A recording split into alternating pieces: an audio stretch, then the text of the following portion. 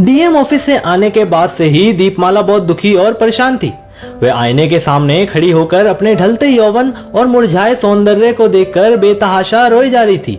ऐसा लग रहा था मानो वह आईने से कह रही हो कि तुम भी लोगों की तरह झूठे हो। आज तक मुझे सिर्फ झूठ दिखाते रहे, कभी सच देखने ही नहीं दिया। उसने रात का खाना भी नहीं खाया। पति और दोनों बच्चे खाना खाकर सो चुके थे, लेकिन उसे नींद नहीं आ रही थी। दीपमाला की शादी को 15 वर्ष हो चुके थे। पति और दोनों बच्चों के साथ उसका जीवन अब तक सुखी पूर्वक ही व्यतीत हुआ था। जी भरकर रो लेने के बाद वह अपने बेडरूम में आई। वहां उसने सोए हुए अपने पति को गौर से देखा। आज पहली बार उसका पति उसे बदसूरत दिख रहा था। दीपमाला की बेचैनी बढ़ती जा रही थी। रुद्रव्रत, यही नाम था उसका, जिसे आज डीएम चैम्बर में देखने के बाद से दीपमाला को सिर्फ सच दिख रहा था।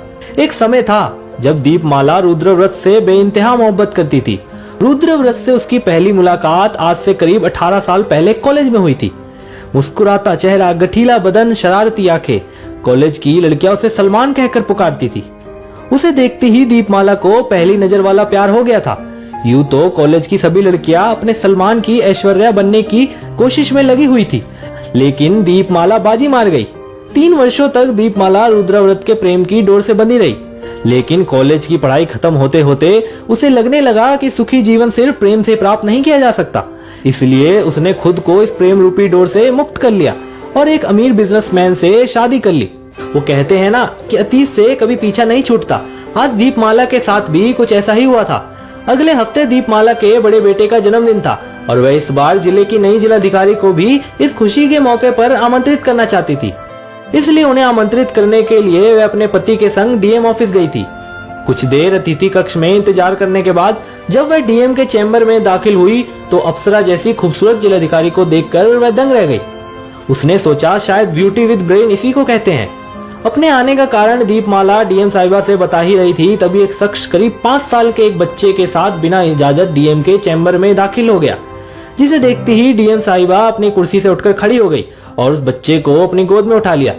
वह व्यक्ति डीएम साहिबा से मुखातिब होते हुए बोला, आरव आज बहुत जिद करने लगा कि मम्मी से मिलना है, इसलिए लाना पड़ा।